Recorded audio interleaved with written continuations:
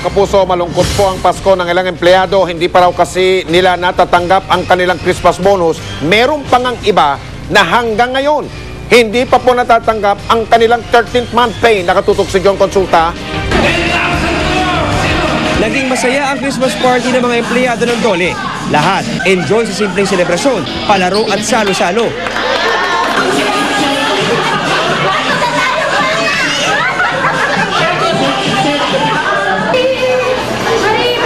Kabaliktaran naman ang aming inabutan sa tanggapan ng Manila City Hall. Ayon sa ilang empleyado, di raw nila ramdam na Pasko, di tulad nung nakaraang Pasko. Wala raw kasi silang natatanggap na 10,000 pisong Christmas bonus na ipinangako ni Pangulong Noynoy Aquino. Masaya last year, ngayon hindi.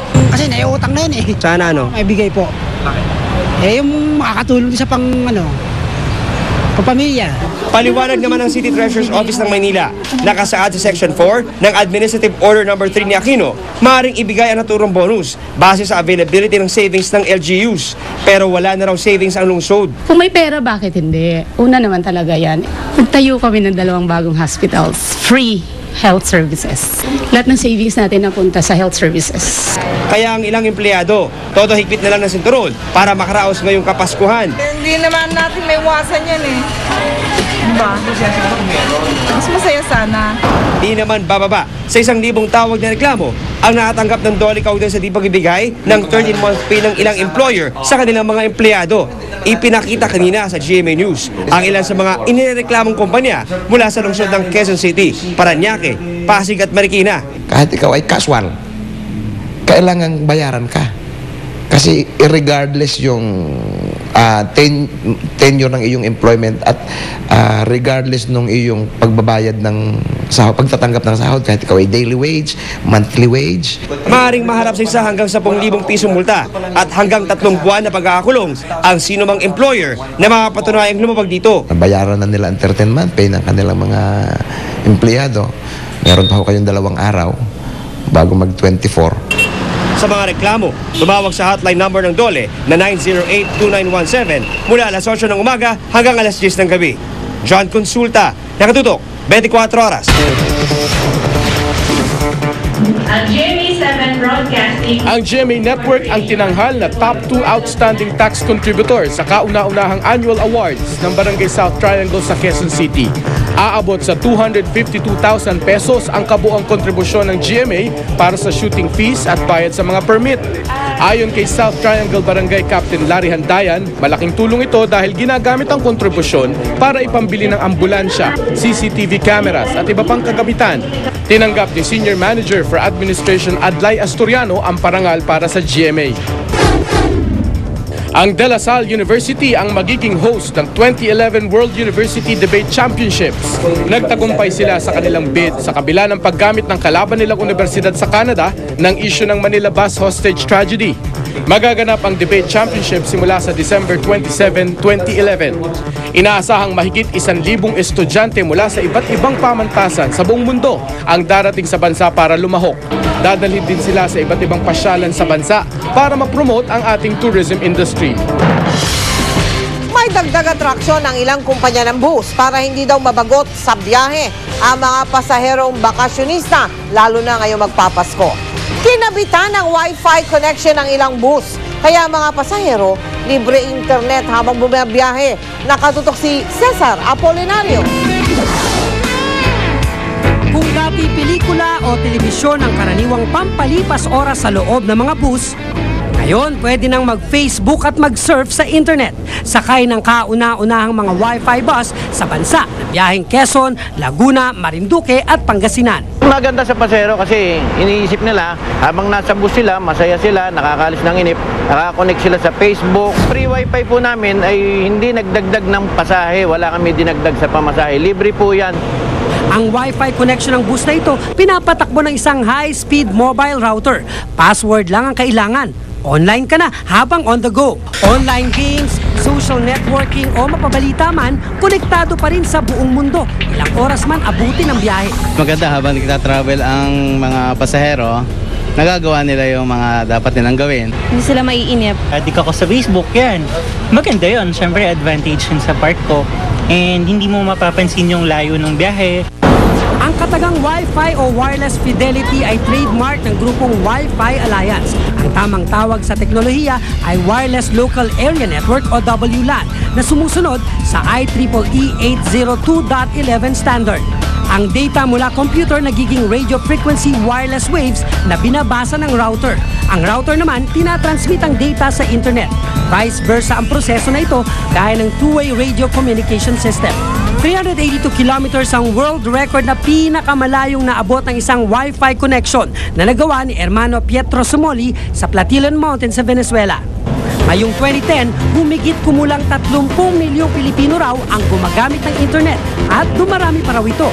Kaya ang mga kakaibang hotspot gaya ng mga kauna-unahang Wi-Fi bus, tila dadami pa sa Pilipinas. Cesar Apolinario, Nakatutok, 24 Oras. Si Mel Tiangco, ang inyong kapusong totoo. Maliban po sa mga kababayan nating personal na dumudulog sa tanggapan ng GMA Kapuso Foundation, may ilan din na ipinararating sa pamagitan ng liham ang kanilang kalagayan at kahilingan. Isa si Aling Ludi sa mga nagbakasakali na sumulat sa GMA Kapuso Foundation. Daantig po ang aking damdamin nang basahin ko ang kanyang simpleng hiling. Sa isang kupas na karatula namin natuntun ang tahanan ni Aling Ludi. Nakatira siya sa likod ng isang malaki-laking bahay. Sa payak na inuupahan, pilit niya itinataguyod ang may sakit na asawa. Hanggang kailan siya anuhin ng Panginoon, pagsisilbihan ko. Sinumpaan yun di ba? Walang iwanan. May sariling pamilya na ang mga anak nila. Yung iba napapahinga na ako, ito pa. Mahirap naman yung manghihingi ka ng kaya mo pa naman, di ba?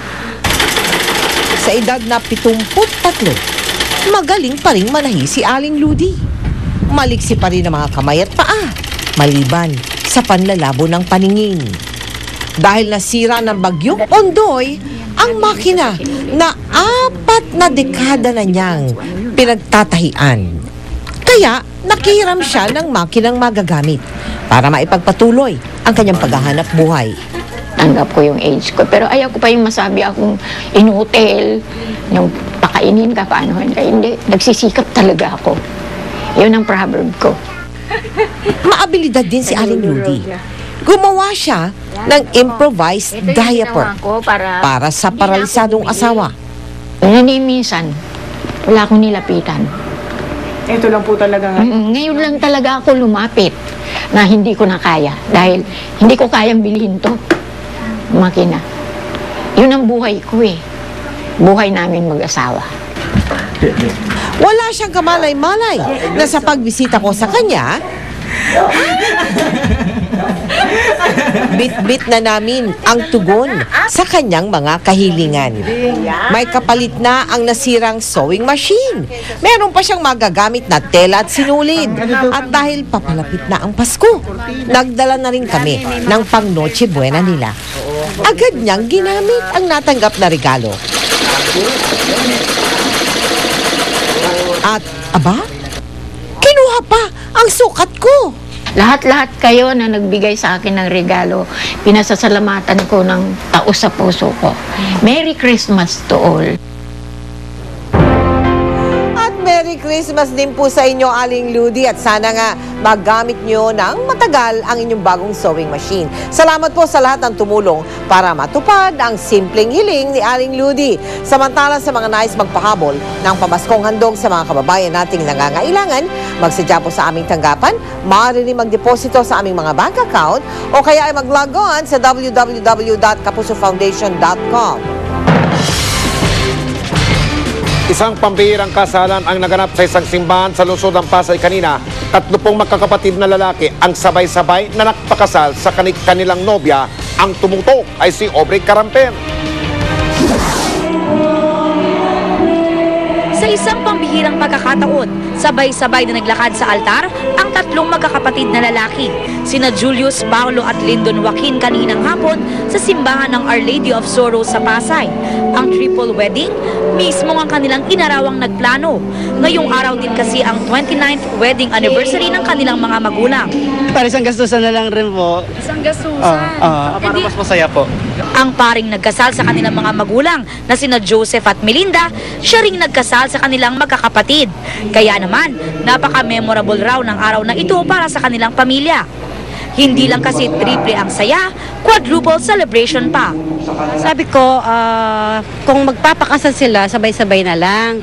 And sabay sa wedding anniversary namin para hindi nila kami makalimutan. Pero pag sabay-sabay, hindi sila sukob.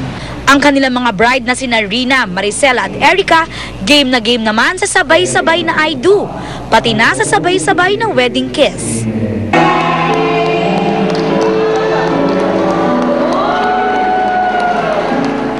Okay naman, masaya, sobrang saya. Pero kung magkakasama raw sila sa kasalan, sa honeymoon, iba na raw ang usapan. Hindi naman sabay-sabay ang honeymoon. Sabay-sabay rin. Iwalay-iwalay naman po. Aubrey Carampel, Nakatutok, 24 Oras.